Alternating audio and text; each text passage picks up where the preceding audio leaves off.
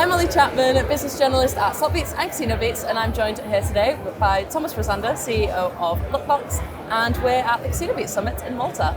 So how are you doing today, Thomas? Great, Thank you so much. Great to be here. It's lovely to have you here. So first off, do you think the industry takes influences from iGaming enough? I don't think it takes it enough, but we can see that it's starting a little bit, but I'm amazed that it hasn't gone further already. Because I think that there are so many elements from gaming that would fit great into slots. We've seen the operators do more actually in terms of gamification and so on, but there's so much room for slot games to use these things. So no, I don't think it's enough. Do you think it should be taking these influences, or do you think it should be forging its own path instead? I think to some extent it has to forge its own path. We can see they are trying, and it has to find its way. But I have for a long time seen that slots. I think it's because of the money. It's been comfortable, it's working. But today it's become a volume business more or less, and there's not that much innovation. So game providers really have to try to innovate and come up with new things. And then video games, they are there, and there is adding elements that make people come back beyond the normal mechanics that have a good retention, but adding some of these elements to it it's going to make a difference. It's going to be key in the future.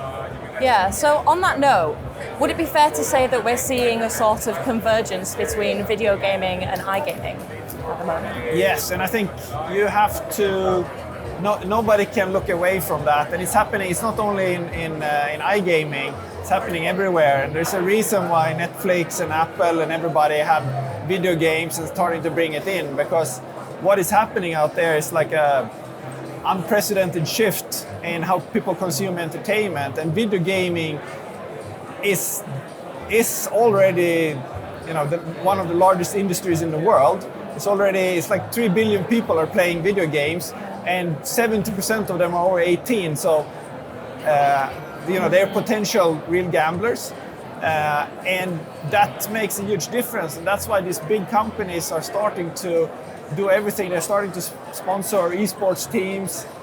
Even schools are doing it because they know that the new audience, that's where they are. Yeah. And if they don't adopt that, they're going to be out. So there's definitely convergence everywhere, but it's also happening in video gaming, or in slots and in iGaming. How do you think the industry could sort of accelerate this pace? Because I guess you're suggesting that it's slower. It's happening at a slower pace than what we would like to see. So what can the industry do to sort of push this more? What elements from video gaming would you like to see more in slots? What I would like to see is the game providers themselves actually adding gamification elements inside the actual slot. Yeah. We've seen game provider or operators doing reward loyalty programs and adding some gamification elements with badges and so on, and leveling up. Yeah. But I would really like to see in a slot where you have a reward program inside the slot, something that makes you come back every day to that slot, besides the normal mechanic. I mean, people are coming back because they love the mechanics of the slot or the graphics or whatever it is, the brand.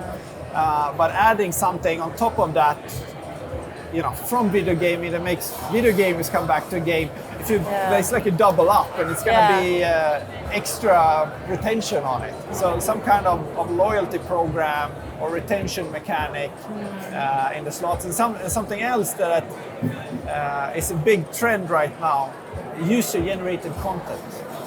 And we see now big video game makers like Fortnite announced that they are gonna make sure that people can, add content to the game. We see it on a number of others. that would be super cool to see in slots as well. Are there any slots out there now that you think sort of set a good example as to what direction we should be going in? I know some that are trying, and the ones that have been innovating most is Evolution, I would say, with the game shows and so on. Yeah. They're really trying, but I think this year we're going to see some things. Yeah, exciting year to look forward to. And you mentioned the social aspect of iGaming. So in terms of social interaction, how important do you think this is when it comes to slot games? Social is super important, and it's one of those things that make people do things. We like to do things in a group, but it's not for everyone as well. So I see it just as one of the larger gamification elements, basically, or not gamification elements, but elements that make people do what we want them to do, basically.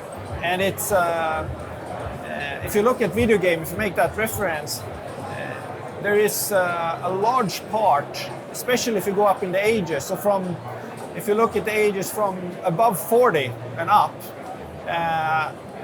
there is like 80% prefer a single player game. Yeah, right. But if you go down in the ages, if you start at 18, it's almost 60% to prefer a social experience. Yeah.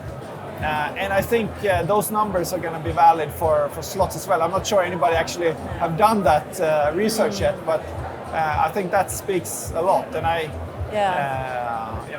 if we start combining the numbers, or the numbers are converging, obviously the businesses are converging as well.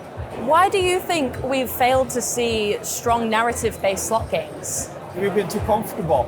We've been earning. It's been too easy. With the games. Now it's not that easy, and all the game providers who are trying to start, they know that. So I think that's the main reason. But narrative is the key, and that's what I'm saying. Like add a storyline. Some providers are going to say like we have a storyline, but it's not. It's not in the same way as a video game where it comes with different parts that you have to achieve and keep going. So, a narrative is going to make a huge difference. And something that I think would be really cool to see is if somebody takes something from video gaming and do a narrative around that. It doesn't have to use the IP, because I know that can be difficult. But there's like